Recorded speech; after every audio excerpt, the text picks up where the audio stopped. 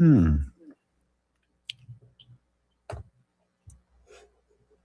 Well, maybe if you leave and I can hear now. okay, you can hear me? Yes, I can. Okay, I got some kind of echo going on here. Let me take a quick look here. Oh. Well, welcome. Appreciate you coming on.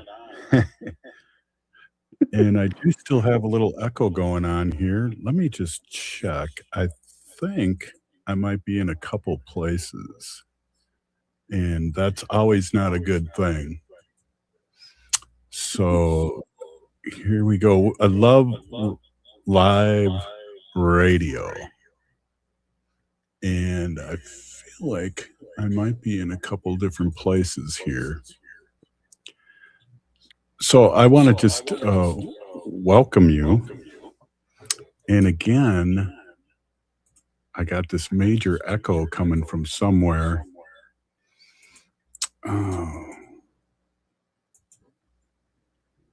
this, huh. Let me see here.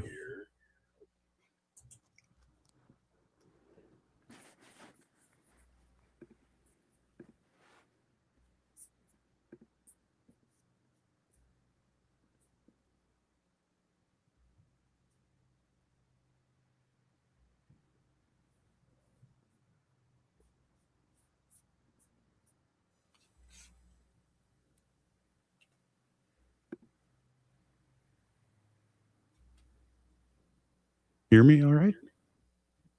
I Yes. have an echo still. Well, it's great to see you, and I'll try and can you tell us a little bit about yourself, please? And then what I'll do is I'll try and fix this echo from my side. Sure. Mitaku be chante washtea na be chius apie. Leya Hale imaki apie da makota ye. Oyate mi tawa kin hena. Sisseton ga Wahpeton ga shina hade ha awi chaki apie. Hello everyone. Hello my relatives. My name is Leya Hale and I come from the Dakota and Diné people. On my maternal side of my family, I come from the Sisseton, Wahpeton, Dakota people. And on my paternal side, I come from the Diné Nation. And I'm really happy to be here and to share with you all a little bit about my filmmaking, some of my projects, and some recent recognition that I received. And I'm really happy that Robert Pilot invited me on to his show. Yeah, it was fun. I kind of ambushed you at the. I was saying earlier when we first got on, I saw you at the American Indian Center in Minneapolis, and always looking for new stories. I saw you were talking to a few people that are really interesting in the community. I want to talk about a couple things like your Emmy Award winning documentaries. That's just I just want to say that is just so cool and.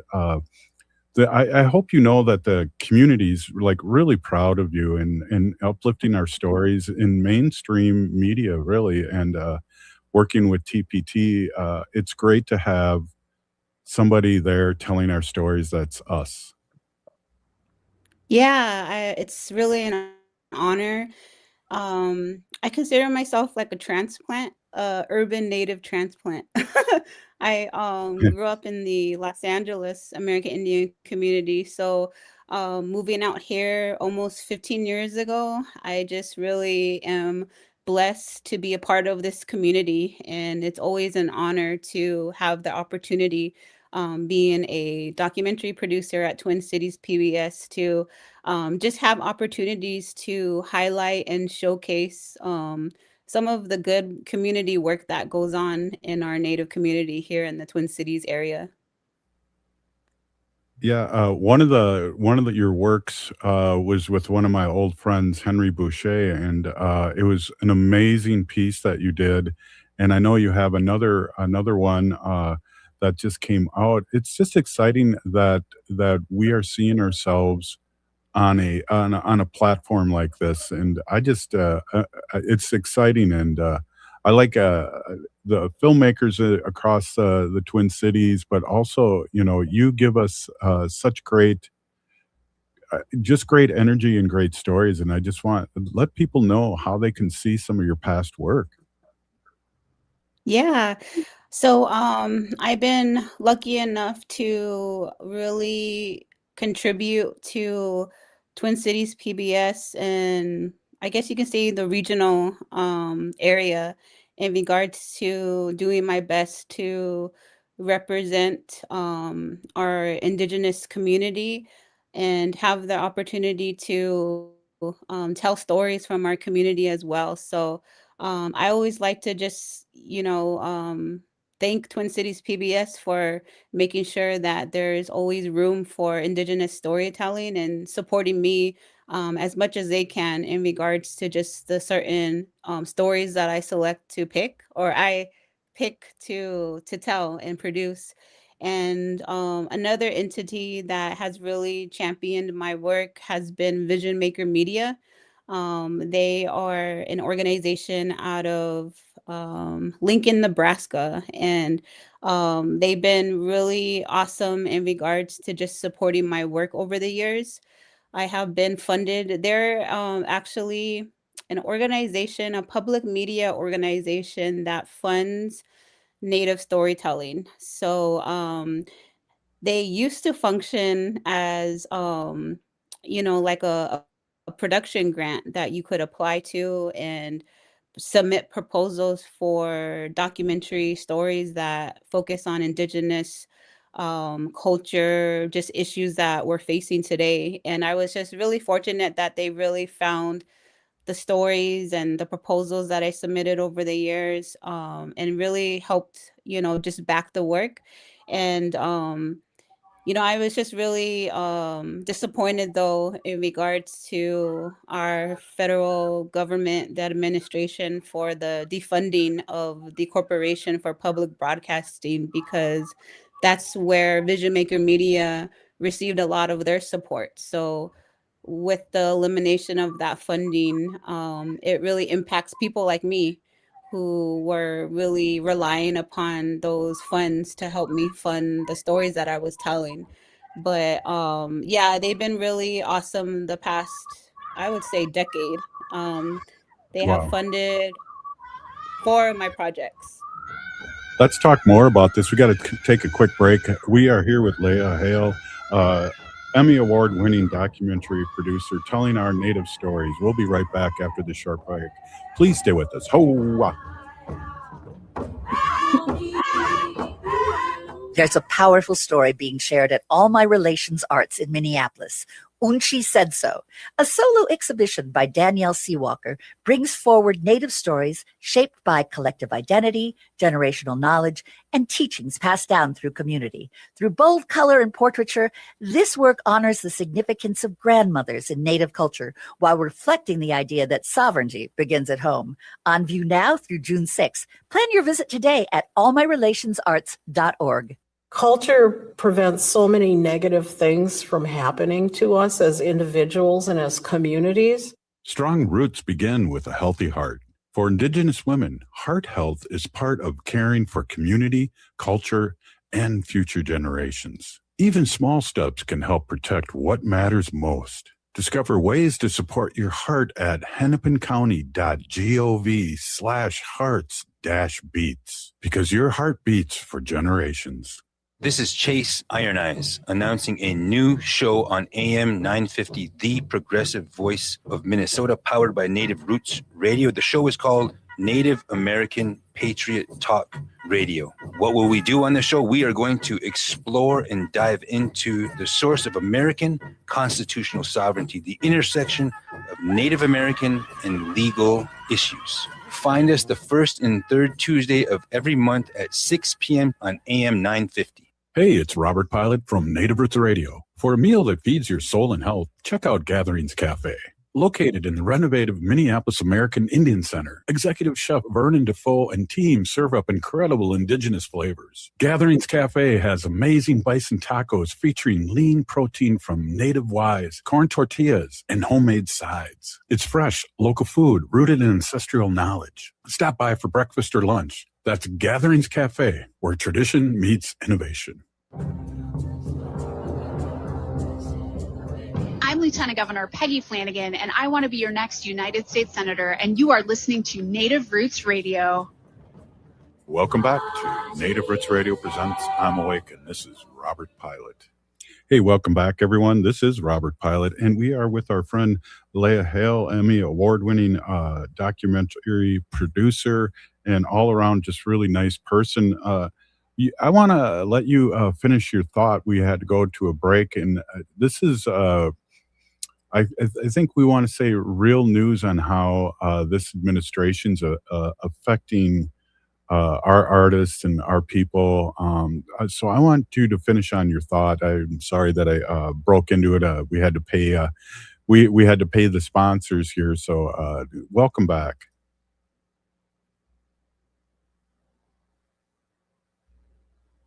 On the I believe it took place about a year ago when our administration had defunded the Corporation for Public Broadcasting.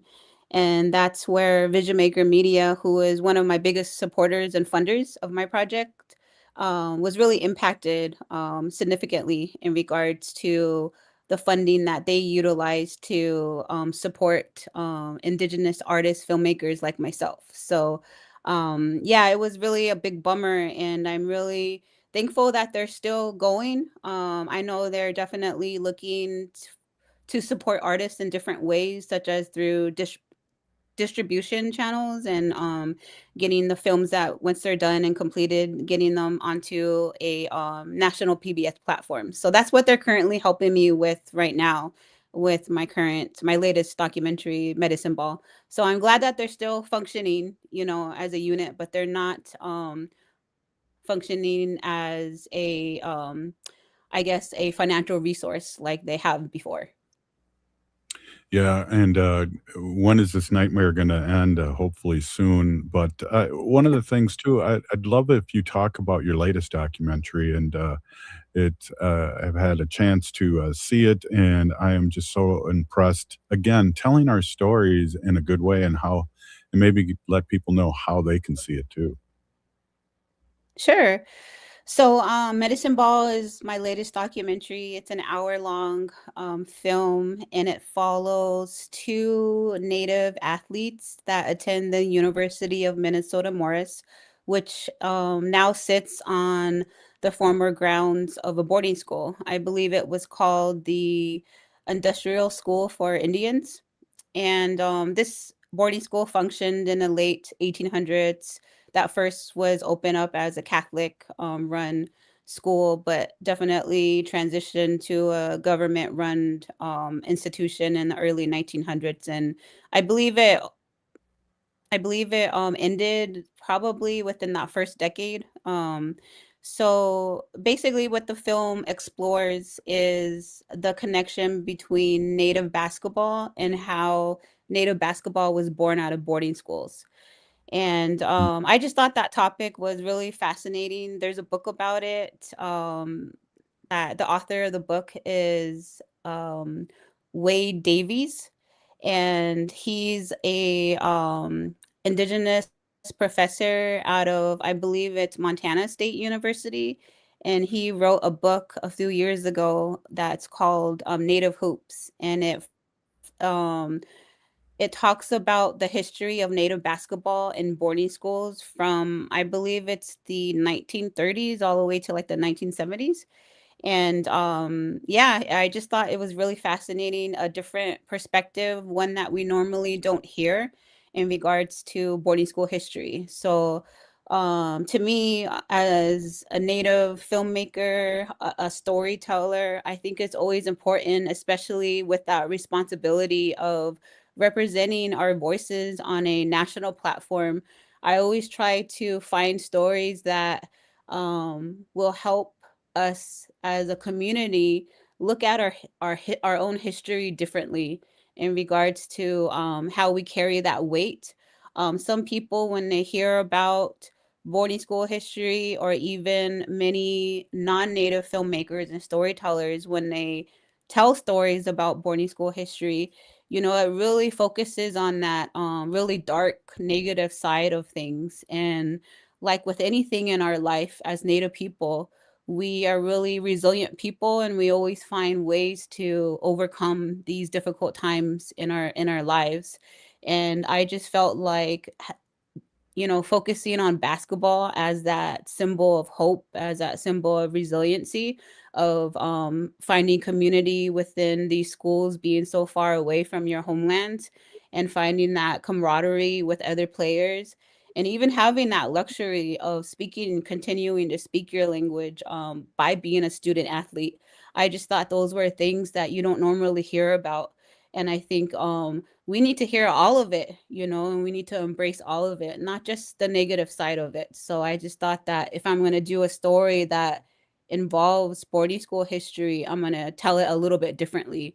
Tell it in a way that was passed on to me from my own grandparents. My grandparents went to boarding school. They went to Sherman Indian Institute in Riverside, California. And I'm pretty sure they suffered a lot of the same, hard realities that many of our relatives did. But growing up as a young person, they always shared the good times with us in regards to Mhm. a lot of those cultural tribal exchanges that took place during that time.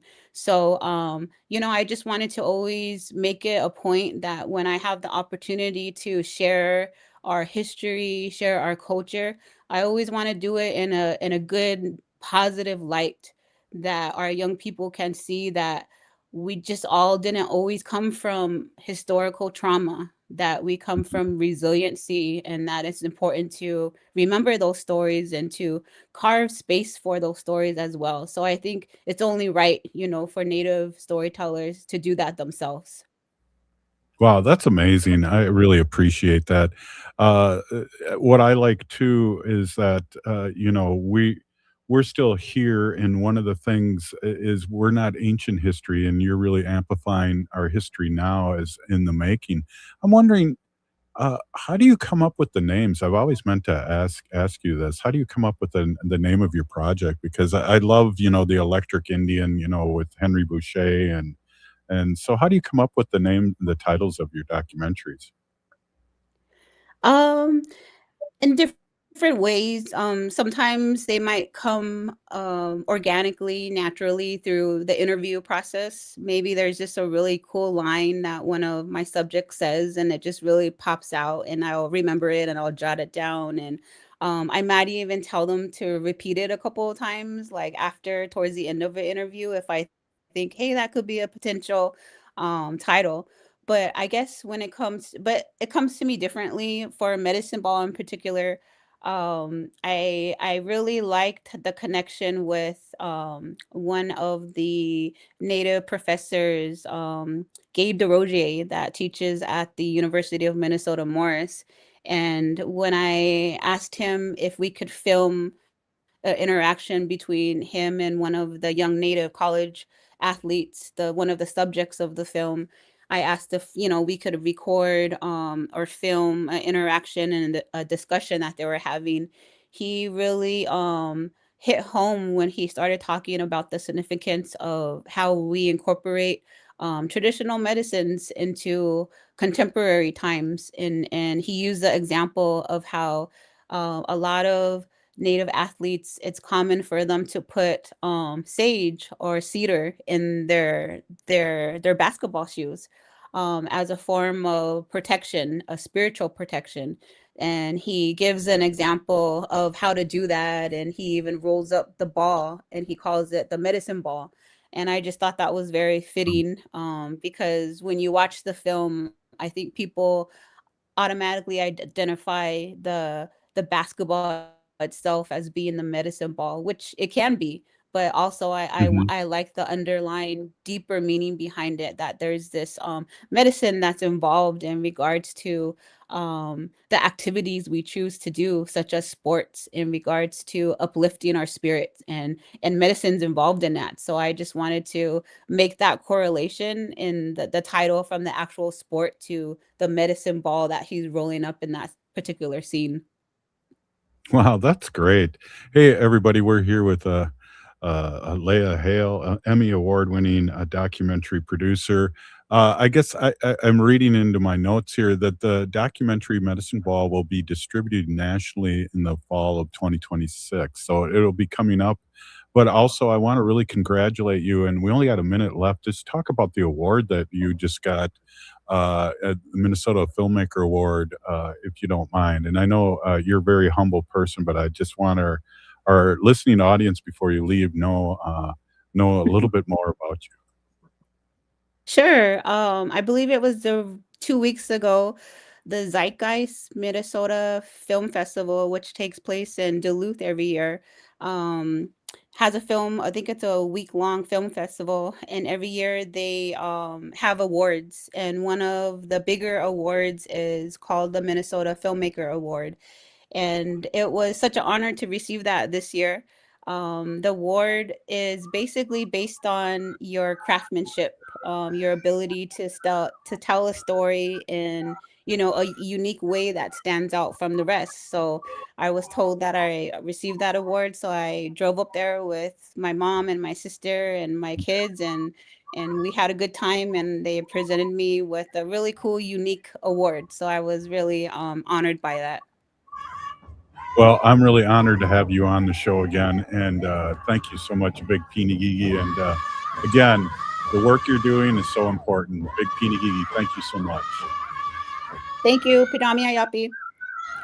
Oh, up next, Arvina Martin, our beautiful political contribution person. Oh, wow. We'll be right back.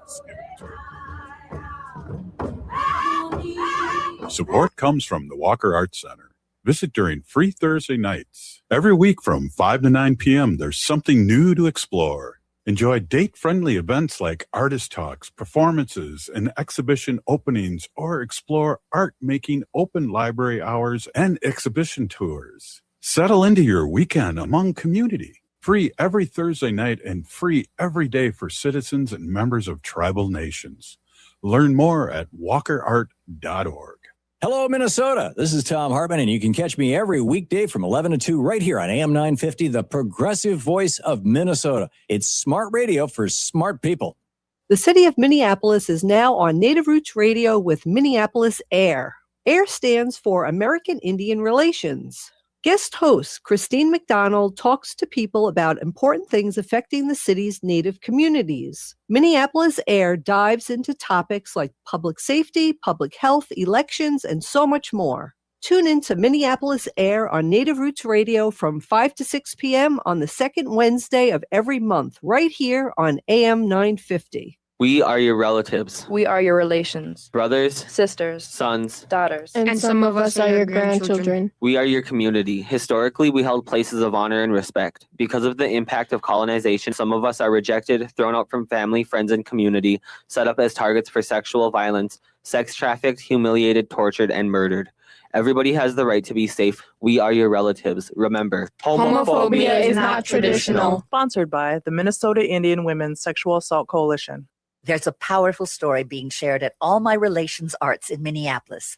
Unchi Said So, a solo exhibition by Danielle Seawalker, brings forward Native stories shaped by collective identity, generational knowledge, and teachings passed down through community. Through bold color and portraiture, this work honors the significance of grandmothers in Native culture while reflecting the idea that sovereignty begins at home. On view now through June 6th. Plan your visit today at allmyrelationsarts.org. Maintaining our health, particularly our heart health, is very important to us as a family. Your heart gives you time with family, time with community, time to pass down what matters. Protecting your heart helps keep those moments alive. A visit with a healthcare provider can be one step toward a healthier future. Learn more at hennepincounty.gov/hearts-beats. Your heart health is essential because your heart beats for generations. Hey, it's Robert Pilot from Native Roots Radio. For a meal that feeds your soul and health, check out Gatherings Cafe.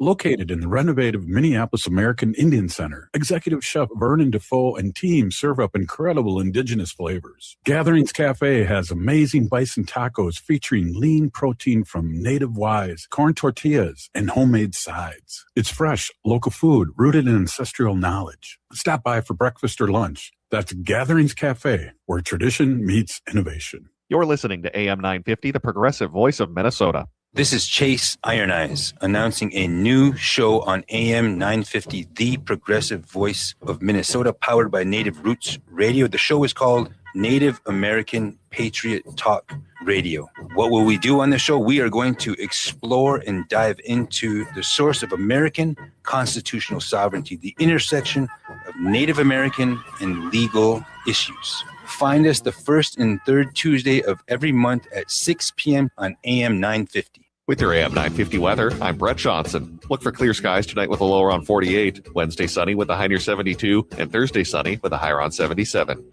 It's time to discover macarons like you've never tasted before in Nicolette's Macarons in Plymouth. Pick up a box of elegant French macarons conveniently located right off Highway 169. Perfect for gifts, corporate events, or even just yourself. Stop in or order online at nicolettesmacarons.com.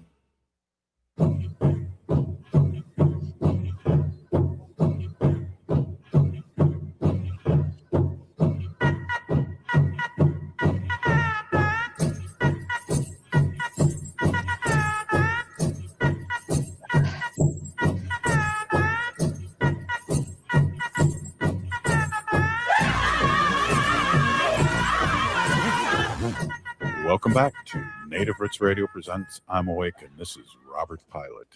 Hey, welcome back, everyone. We are with our friend Arvina Martin, our political consultant and all-around great person. Thank you so much, Arvina, for coming on. And I just want to say our last conversation when you were on last Wednesday really, I guess, resonated with me, and I really appreciate your strength in bringing that up. And I wonder if you just want to touch on that again before we get going on other things. And I just really appreciate you speaking your truth. And I just wanted you to bring it up again so the people that didn't hear you Wednesday kind of get the vibe of what we were talking about. And again, really appreciate you being on. Yeah. Thank you for having me. We talked a lot about this kind of growing epidemic of the mistreatment of women in the United States, and the growth of misogyny, and how at least like public displays of misogyny, whether it is people on social media making videos talking about negging women, or worse, talking about high value or low value women, and how these lead to women really not being seen as, and I'm kind of saying it in a different way this time, but it makes it so women are not necessarily seen as fellow human beings, and that makes it easier for men and even other women to speak badly and treat badly, women or non-binary folks that are just trying to get through life. This leads to not just things like threats online, but actual violence, whether it is sexual assault, whether it is, an abusive relationship, and how we need to teach our boys and our young men better, and we need to teach them about having feelings and letting them know that it's okay and it's healthy even to experience and express feelings other than just anger. Because too many of our boys are socialized, and told if they're upset and they're crying, oh, buck up, be a man, and insinuating that men don't cry, which is not true. Making sure that boys and young men feel empowered to express their feelings when they're negative, and if they're sad, if they're hurt, things that they don't, these days it's hard for those boys to express without being teased or worse. And I don't mean the kind of teasing that like we like to do, between folks in our communities, like mean teasing, bullying. We need to make it so that our boys can deal with their emotions in a healthy way and not take it out on the women in their lives. I just ran across, I posted it on Facebook, but saw at the end of last week, a video of the young woman from, I believe it was Tennessee, who she's a high school student, and she went to go testify or present something at her local school board meeting. And the grown man elected school board member seating next to her commented on her appearance and told her she was hot. And wow. This is a minor that he said this to, and has experienced maybe a slap on the wrist, you know, and has not been held accountable by that body, by the school board, and has really failed that young woman.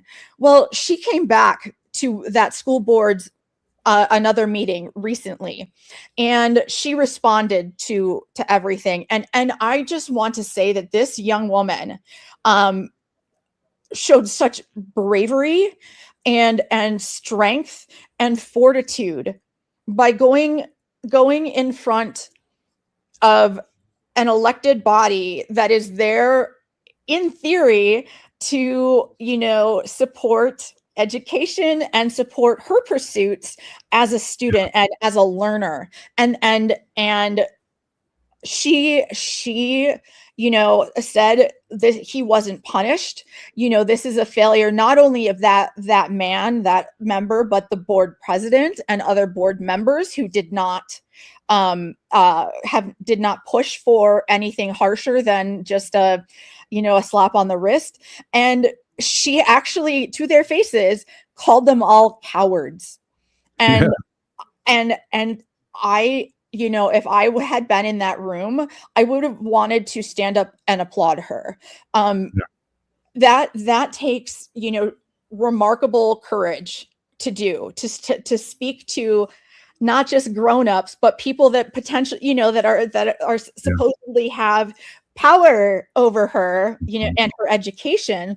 She said that she learned something, and this broke my heart, that what she learned from this whole experience is that she can't count on the grown-ups, that she has to defend herself, and she has to be the one to take care of herself. And that's tragic, because that's not how we should be operating. And I am just so gutted that she has had to go through this, and that but also proud that she went back and told them what she really thought, and told them what a lot of us also think. And it's my hope that when elections come by again, that, you know, every single one of those school board members that failed this young woman are thrown out of office, because they should not be anywhere near education. Absolutely. I appreciate that story. One of the things that I got from our conversation too, and I want to just say this, and you don't need to respond, but you can respond, is that I really believe that it's time for men to step up. And I think that was one of the things that we talked about last week. When you see things like this, step up. It doesn't, you know, and that was just a great reminder last week. And I just wanted to say that, Arvina. Yeah. And I really think that's what we need to be doing right now. That means, men, if you want to do something, there are definitely things that you can do. And they're not even big effort things. They may be hard, because it might entail calling out people that you care about for bad behavior. And that can be really hard, especially if the person you're calling out is an elder, is some kind of leader. But we cannot have these kinds of locker room conversations happening, you know, when I mean, these guys know not to say things like that in front of women. So they know that there's something wrong, but don't be an accomplice. Don't be one of the people that lets them get away with that. If you are sitting with your buddies and, you know, watching the game, and somebody calls another player a pussy for something, call that out. Yeah. You know, it's say, why would you say that? If somebody makes a misogynistic joke, ask them why it was funny, and make them actually explain the joke, because usually when that happens, they know and they realize that, you can't, that there's something wrong with what they've said, and having to explain it really shames out a lot of people that you don't think can be shamed. And they need to hear, men need to hear it from other men. Yeah. Women have been talking about this for hundreds of years, to whatever extent. And it's easier to take a message seriously when it's coming from someone within your whatever identity, you have, somebody that's closer to your identity in terms of their own identity. People take those kinds of conversations much more seriously than they do. When did being politically correct become a bad word or a bad statement? That's what I can't understand, because I really believe, and I think about my grandkids, your daughter, younger people that have never seen what quote unquote normalcy in the political vein, especially from the top, from the orange one, really how to be civil to each other. And it just blows my mind. And I think that's part of the deep story, but I think we've also been dealing with this underlining problem forever too. Yeah. And we have, especially for our younger relatives, having relationships, even platonic relationships across gender is getting a lot harder. There are boys that are like, I can't be friends with a girl, or because they see manosphere, blogs or podcasts. I don't know if people do blogs anymore, but like podcasts or social media content that is like, straight men and straight women cannot be friends. It's always somebody wants more. And like, that's not true. People are perfectly capable. I have many straight male friends, and we need friends of all different kinds. We need to take care of each other in every single way. And this is just part of it. Hey, we're here with Arvina Martin, our political consultant and Ho-Chunk's sister, and it's always great to talk to her. We're going to be right back after this short break. Please stay with us. Ho-wah.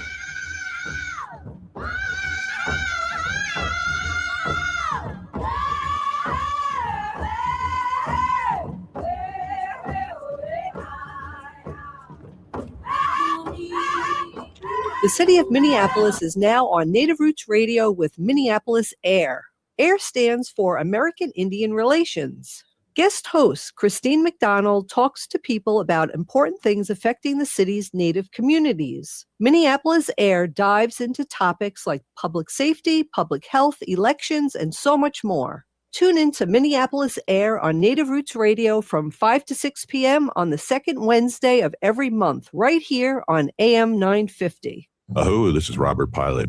For Native relatives, healing is more than just sobriety. It's reclaiming Indigenous masculinity as a sacred, balanced force. Join Hunter Thundercloud for Native Roots Radio presents Controlled Fire. We explore how personal recovery uplifts our communities. It's time men step back into roles as mentors and spiritual leaders. Recovery is collective, and it starts with us. Tune in the first and third Wednesday of every month at 6 p.m. for Native Roots Radio presents Controlled Fire. Let's tend the fire together. Support comes from the Walker Arts Center. Visit during free Thursday nights. Every week from 5 to 9 p.m., there's something new to explore. Enjoy date-friendly events like artist talks, performances, and exhibition openings, or explore art-making open library hours and exhibition tours. Settle into your weekend among community. Free every Thursday night and free every day for citizens and members of tribal nations. Learn more at walkerart.org. Hey, it's Robert Pilot from Native Roots Radio. For a meal that feeds your soul and health, check out Gatherings Cafe. Located in the renovative Minneapolis American Indian Center, Executive Chef Vernon Defoe and team serve up incredible indigenous flavors. Gatherings Cafe has amazing bison tacos featuring lean protein from native wise, corn tortillas, and homemade sides. It's fresh, local food rooted in ancestral knowledge. Stop by for breakfast or lunch. That's Gatherings Cafe, where tradition meets innovation. Hi, it's Dr. Evan Adams, and you're listening to Native Roots Radio. Hey, Victor, you better be listening. In this portion of the show, we'd like to bring awareness to our wolf and bear populations throughout Turtle Island. Say no to the hunts. Oh!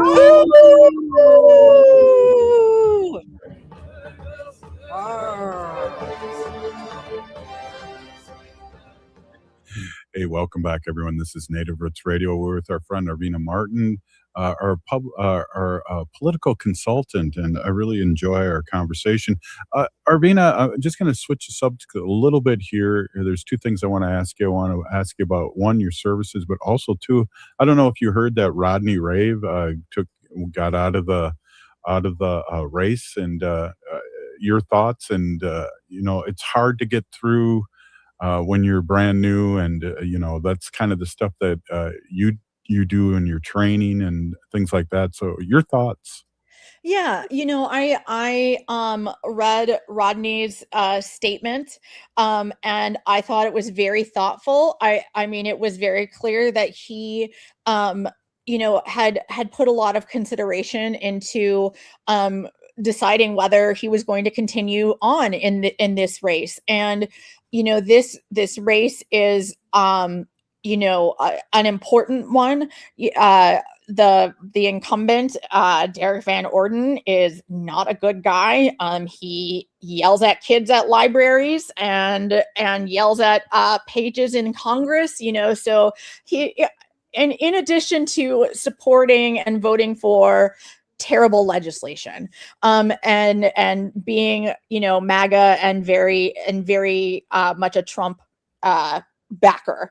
But there are, the primary on the Democratic side for this seat was pretty crowded. And Rodney thought that his being in the race could lead to him being splitting votes amongst some of the other candidates, and didn't want to be a part of that. So I know that he has dropped out and endorsed Emily Berge, who is on the city council in Eau Claire, and will be backing her going forward. And I have to say that running for office is not easy. When you're doing it right, you're not home much. And when you're at home, you're on the phone asking for money, or, trying to talk to potential voters. And the bigger the race, or the larger the district that you're running in, you have to travel a lot more, and it's hard.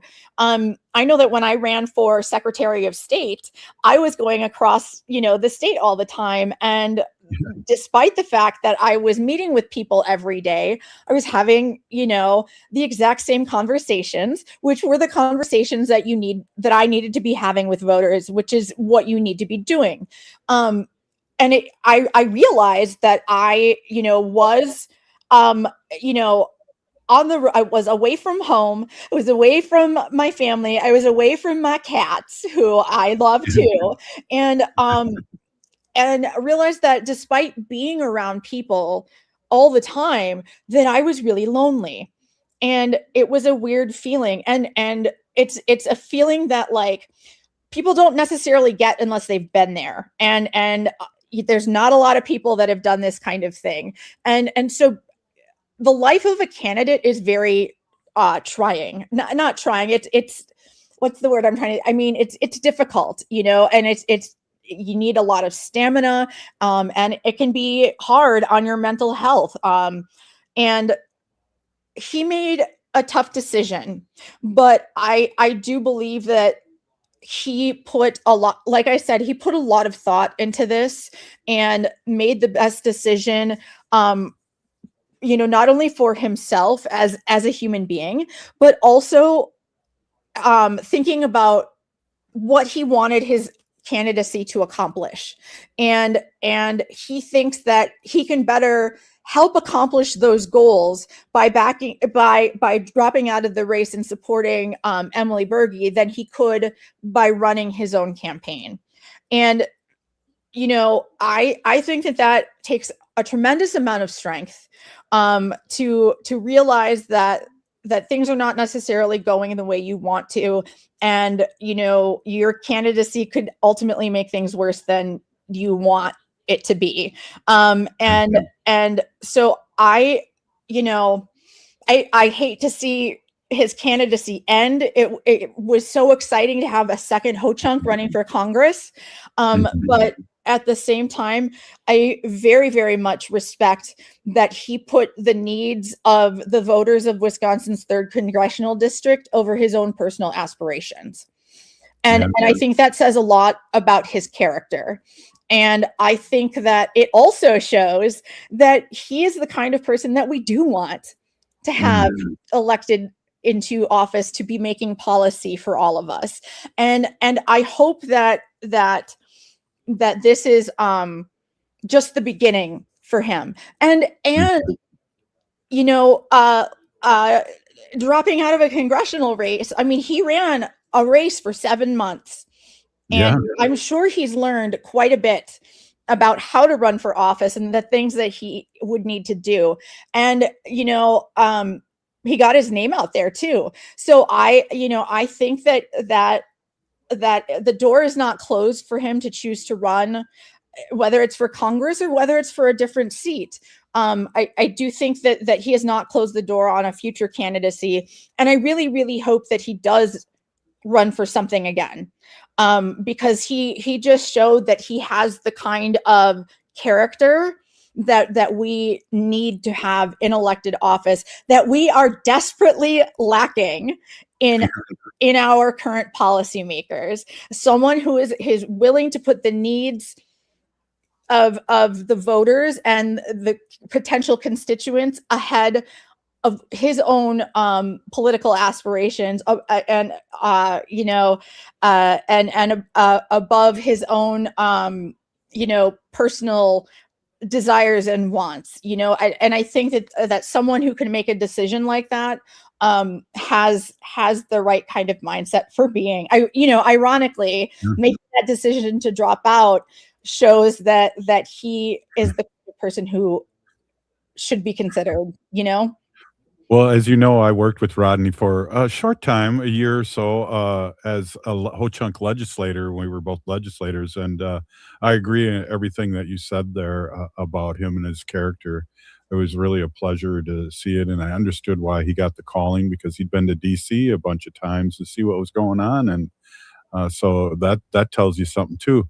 Arvina, we only got like 2 minutes here. I'd really like to hear about how you can help our community out there, Wisconsin, Minnesota, not so much for the Vikings, but or the Wolves, but our political friends, and also people that need support with basic Native American 101. Yeah, I provide a lot of trainings that your organization, your candidate, your political group can have me come and give, whether in person or or virtually, and you can find me on LinkedIn. My name is Arvina Martin, and I have trainings like Tribes 101 that helps you learn about what tribal sovereignty is and how to work with tribal governments in an appropriate and respectful way, as well as how to organize and really be a part and get Native people involved in grassroots organizing efforts, so that they're being organized in ways that are appropriate for each community. And I also have trainings that can help, future candidates, public speakers, anything like that. So hit me up on LinkedIn if you would like to talk more. Excellent. Thank you, Big Peeny Gigi Arvina. Hey, I want to let everyone know that's in the Twin Cities. Chase Iron will be on right after me, and he is Chase Iron Eyes American Patriot Talk Radio, and stay tuned for that. It's a great show. Again, Big Peeny Gigi Arvina, we're still here. We are the seventh generation. We'll be back tomorrow. Oh.